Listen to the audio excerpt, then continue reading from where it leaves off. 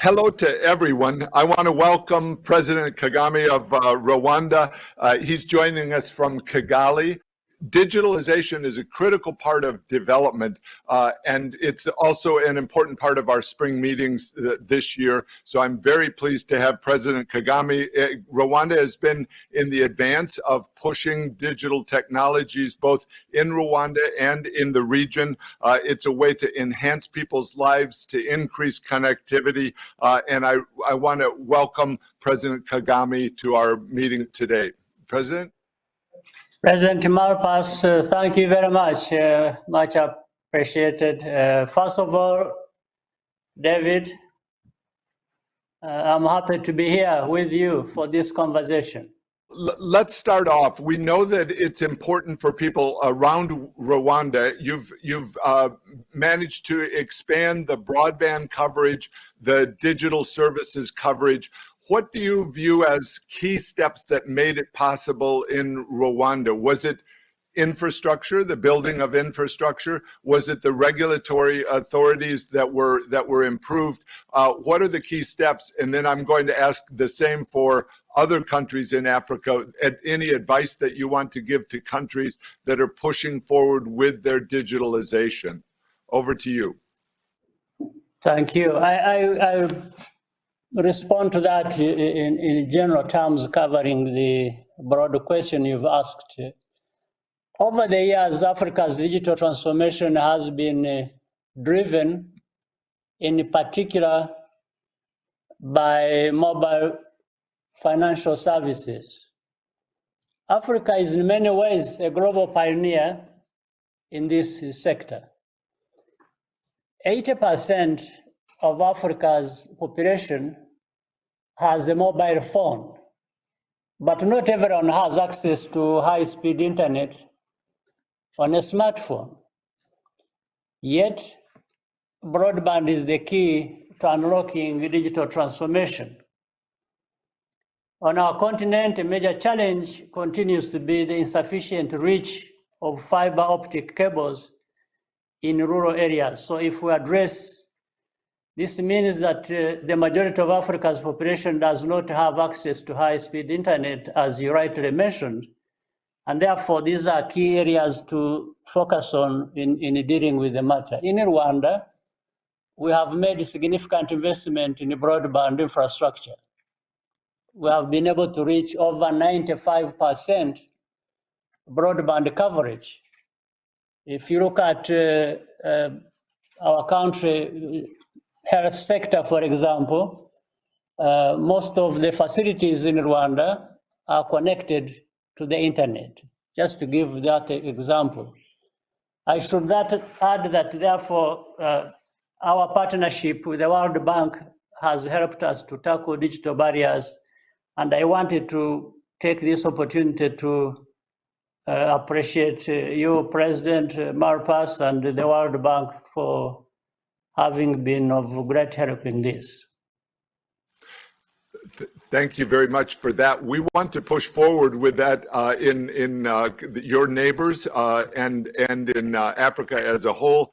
I was very interested as you described the financial transactions and the payment systems as being the backbone. We find in many countries that people are eager to use and to make digital transactions. It's a way of having a very inexpensive form of services, payment for services and for goods. So can I drill down on that a little bit?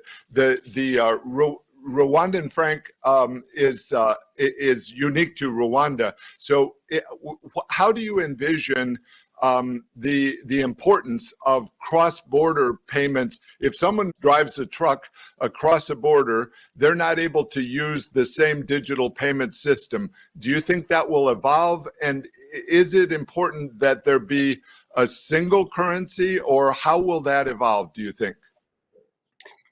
It will evolve.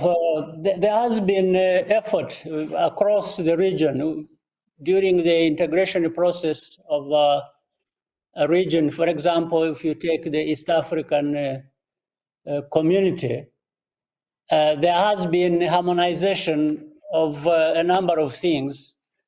including looking at, therefore, how that can be served to the point that from one place to another, it's like moving within a country in itself. So the East African community has more or less come closer together in a sense that it becomes one big country that brings the number of countries that are partner states together. So I think that is well underway. It's being discussed. It's looking at how we can even have monetary union. Under that, therefore, different harmonization activities and services will be undertaken to ease on the movement, and therefore the currencies and the payment within the payment system as it is. I imagine that as there's more and more trade across borders among the East African countries, that will also draw along the idea of transactions that are accepted in the various countries. Mr. President, as you think about the challenges within Rwanda, around the world, privacy is one of the issues that people consider. How do people store data safely? How do they avoid surveillance of their own data? I wonder your thoughts on that, and also this challenge around the world of having all information available to people. There are some countries that are really closing the internet to certain flows of information. What do you think about those issues? Well, first of all, one has to be aware here of the risks involved with these new technologies. And therefore, people have to take steps to make sure that risks are mitigated, but at the same time, harness the productivity and efficiencies and all the values entailed in these new technologies. And therefore, people have to think about safety in all forms indeed, and being aware of the risks, of course. So within our own system, for example, in Rwanda, we officially launched recently in Kigali, the first center of the fourth industrial revolution in Africa, in partnership with the World Economic Forum. This helps us to have a full grasp of the issues and therefore maximize on the benefits and also minimize on the risks, as well as in between allowing for the freedoms to do with the management of data and allowing the people to freely reap benefits from that. So it's really, I think it will be built on how people come together to discuss this, put necessary laws in place, not only just nationally, but rather regionally, and also learning from the best practices across the globe. It's not an easy thing, but I think it is doable. It has just to be driven by the right politics as well, so that people understand the benefits this is to people, but also allow freedoms to prevail within, but at the same time manage these risks involved. For example, let me give example. Last year, Rwanda adopted a personal data protection and privacy law, and the center played an instrumental role in its development. So there are these laws that are being developed to make sure that data protection is of essence, and it will also allow fostering of trust, which will in turn promote innovation and facilitate cross-border data flows. Do you have advice for other parts of Africa on things that you would urge them to do? And it can be with your neighbors as well. With Kenya, do you have good connection, and can it be expanded? How do you see that working, and what advice do you have for anyone at large, including me? The more we expand, countries getting together, the benefit of that is it's not just the big market that we are all interested in, which is, of course, extremely important, but it's also how we can learn from each other, we can benefit each other, we can work together to address these challenges. Again, learning from the best practices that are out there. And all that is necessary is to be frank with each other. We tell people, we discuss the importance of governance, the importance of putting people's interests here at the heart of what we are doing. And whether it is Kenya, Rwanda, Uganda, Tanzania, Burundi, DRC, I mentioned, we want to make sure that the strengths we have, the resources that are in abundance benefit our citizens. However, this potential will only be realized if there is adequate funding from investors and international financial institutions, particularly for early stage ventures, because most of the efforts we see are by small, medium enterprises, and there is always lack of funding for them be able to accelerate what they are doing. So it's a cross-section of things really that we have to be looking at. It's governance, it's connectivity, it's funding, it's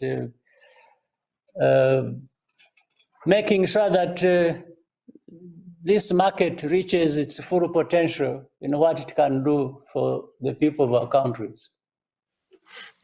And I was pleased to read about the summit that the meetings that you had in early April in Nairobi, and the connection to Democratic Republic of Congo is going to be important because of the size of that market. So the progress you're making, I think, is very important. I'll ask two questions. Are there applications that you yourself like that you see emerging in Rwanda? How do you use the internet yourself in your daily activities?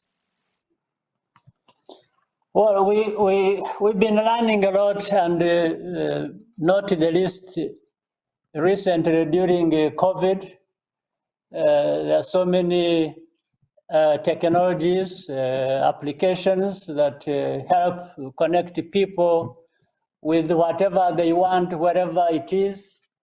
And that's how people have even embraced working from home, and education delivered to homes as well, because kids were not able to go to school. Health services benefiting from all these kinds of applications. And for me personally, the most important thing is not only to be connected with the people who we have to do work together, but also deliver of information that is required, or provision of that whenever you need it. And so that life becomes as normal as possible, even with the absence of what we have been used to in daily work. So I use a lot. We are on social media. We have, use emails. We use, virtual technologies to uh, just get what you want to obtain, and also do as much work as you can. From any place, you reach whatever you want and wherever you want it. So that's what I can say. And of course, it has provided our young people who are innovative this possibility to go out and address these problems that the society is facing, and also on off of that make money and be able to do a number of things. I think we can't complain, but rather just be prepared for the next challenge. That's exactly right. And we see different uses in different countries, which is, of course, the huge benefit of digitalization. I'll mention the World Bank works through in the private sector through the International Finance Corporation, IFC.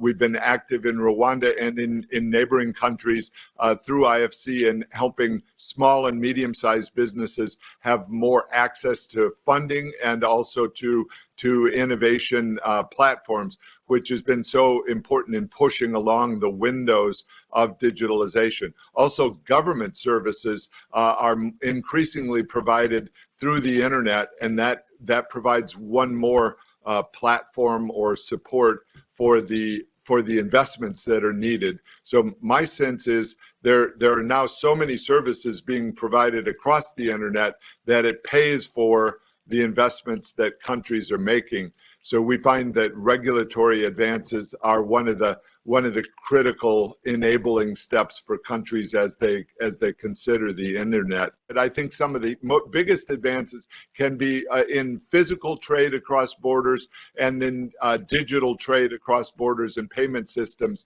Can you describe the physical trade that's going on and whether digitalization is going to help it advance? I think there is no conflict really between the physical aspects of that trade and the digital aspects, but rather there is complementarity. And the more we digitize these processes, we find that things work more efficiently. Like, for example, in some parts of our borders with our neighbors, we have created really one clearing house where, officials on one side of the border and on the other side, the opposite side, are in one place. And what is to be expected is very clear. Things come in, and whatever information that is required is delivered on spot, and people move with ease as long as they just make